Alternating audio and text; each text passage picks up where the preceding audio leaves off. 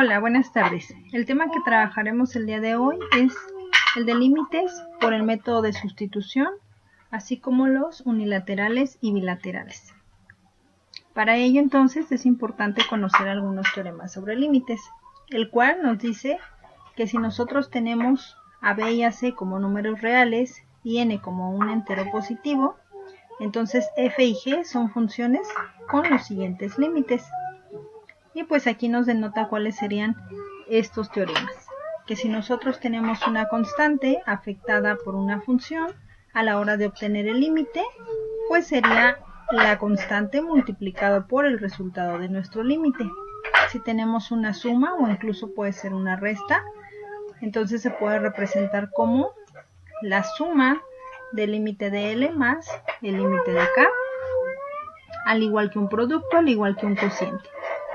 Estas fórmulas que nosotros tenemos aquí son las que nos pueden ayudar incluso a hacer operaciones con los límites si es que lo deseamos hacer, como se muestran aquí, sumas, productos, cocientes, etc.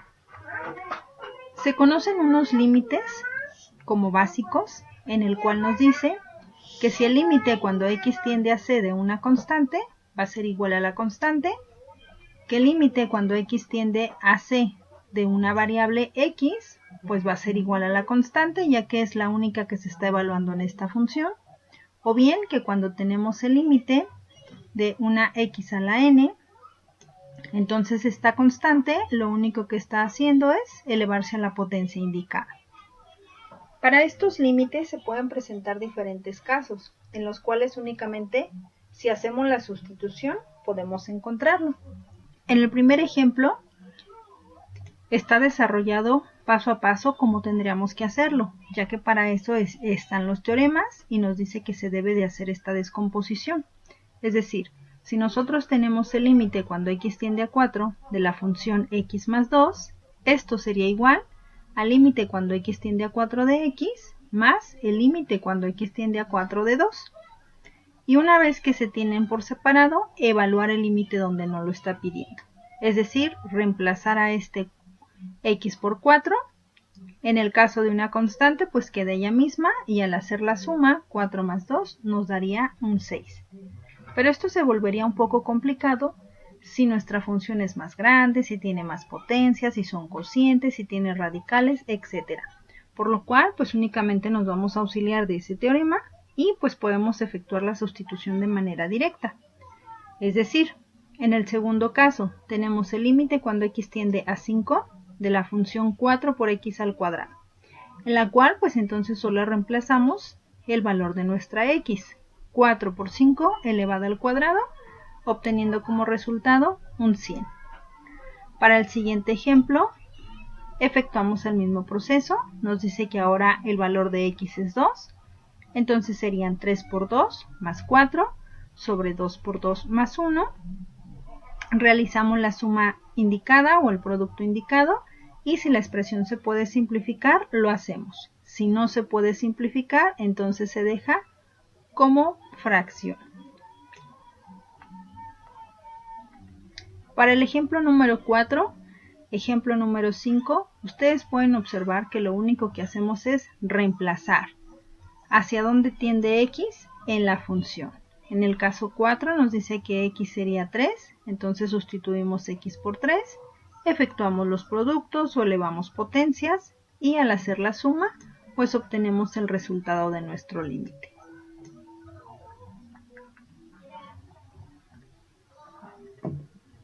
Ejemplo número 6 pues es mismo proceso. En el número 7 nuevamente si sustituimos el valor de x que sería 4, sería raíz cuadrada de 4 nos da 2 y 2 elevado al cuadrado, 4 elevado al cuadrado serían 16. Por 2 que llevamos nos da un resultado de 32. Y así podemos efectuar la sustitución en cada uno de los límites que nosotros tenemos aquí. Solamente reemplazamos el valor que se nos está dando y realizamos la sustitución correspondiente.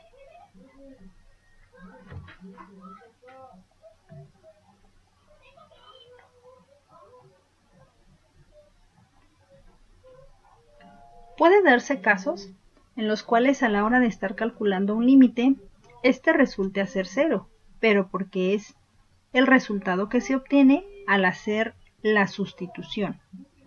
Es decir, por ejemplo, en el caso número 13, si nosotros sustituimos el valor de x, que es 3, sabemos que 3 elevado al cuadrado nos da 9, y si le restamos un 9 nos da 0.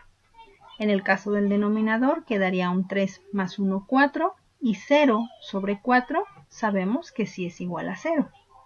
Caso contrario, si hubiese quedado el 4 como numerador y 0 como denominador, sabemos que no existe este tipo de operación y por lo tanto entonces aquí no sería un 0, sino que no existe nuestro límite. Para el ejemplo número 14, se puede observar que a la hora de efectuar la sustitución de este 1, 1 elevado a la sexta potencia nos da 1, menos 1, 0. 1 elevado a la cuarta potencia es 1, menos 1 nos da 0. Esto se conoce como una indeterminación. Cuando suceden estos casos, nosotros tenemos que hacer un proceso algebraico, que puede ser factorización, desarrollo de binomios, racionalizaciones, según cómo se tenga la expresión. Para este caso, lo que vamos a hacer, pues, es factorizar toda la expresión, tanto de numerador como denominador, porque se puede hacer.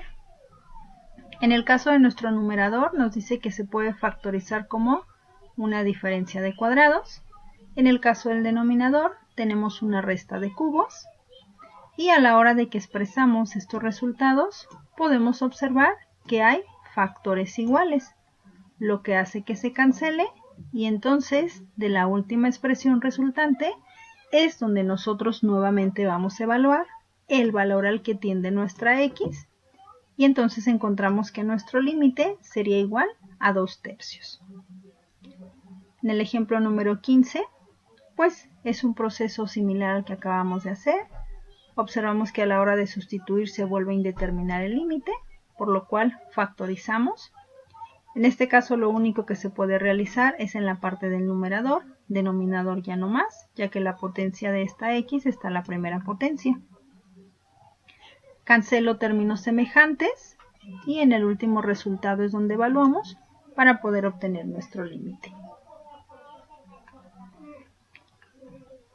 En el ejemplo número 16, ahora se puede observar que se tiene una raíz cuadrada y que a la hora de efectuar o sustituir el valor de x, pues nos vuelve a dar una indeterminación.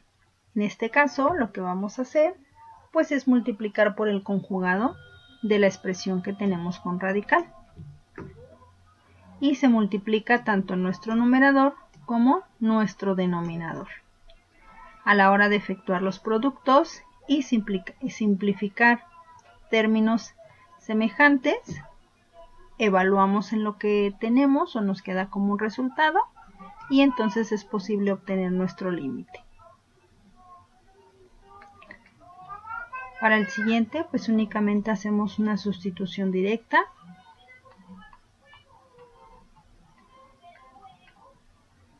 Ejemplo 20, nuevamente surge una indeterminación, entonces factorizamos, en este caso denominador, se cancelan términos semejantes y se evalúa en lo que nos queda. Ejemplo número 21, se vuelve a racionalizar, multiplicando por el conjugado de nuestro radical y determinamos nuestros límites.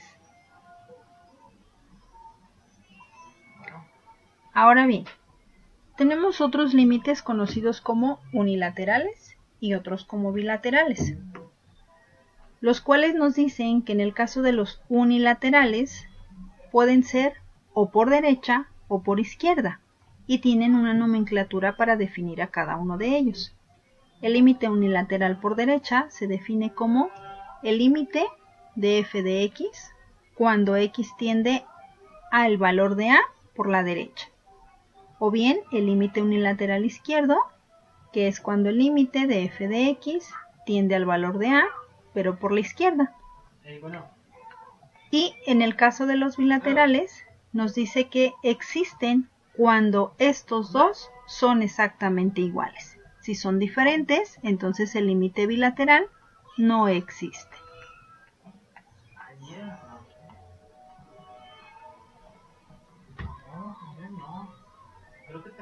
Para poder encontrarlos, tenemos dos formas diferentes de poder hacerlo.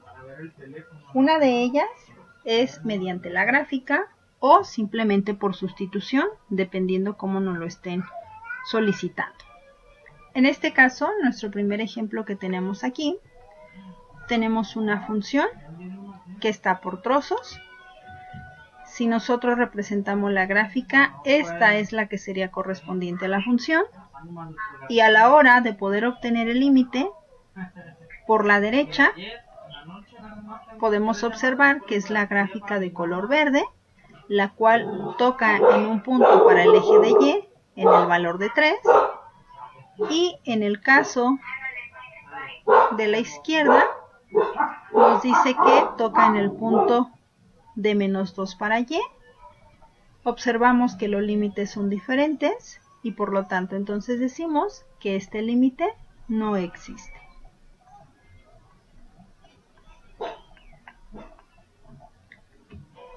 Para el siguiente ejemplo, nuevamente tenemos una gráfica en la cual a partir de ella nos pide determinar ciertos límites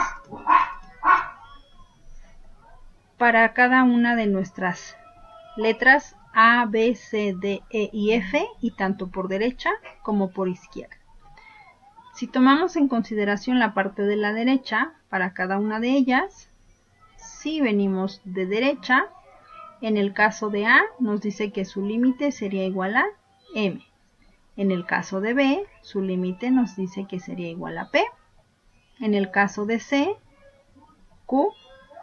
En el caso de D, R. En el caso de E, Q. Y en el caso de F, S. Mientras que si lo hacemos por la izquierda, en el caso de A, vuelve a coincidir en M. En el de B, ahora es N. En el de C, vuelve a ser el de Q. En el de D, vuelve a ser R. En el de E, vuelve a ser Q. Y en el del F, ahora es R. Aquellos límites que tanto por derecha como por izquierda son iguales, se dice entonces que tienen un límite bilateral y es igual a el mismo. En el caso de funciones cuando son completamente diferentes, entonces se dice que este límite bilateral no existe.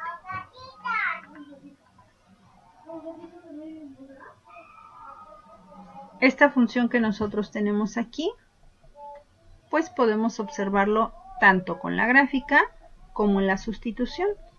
Al no ser una función por trozos y ser una única función, tanto por derecha como por izquierda, se evalúa en la misma función y se determina el resultado correspondiente, en el cual pues observamos que su límite tiende al mismo punto, que sería un -2. Por lo tanto, su límite existe en este punto.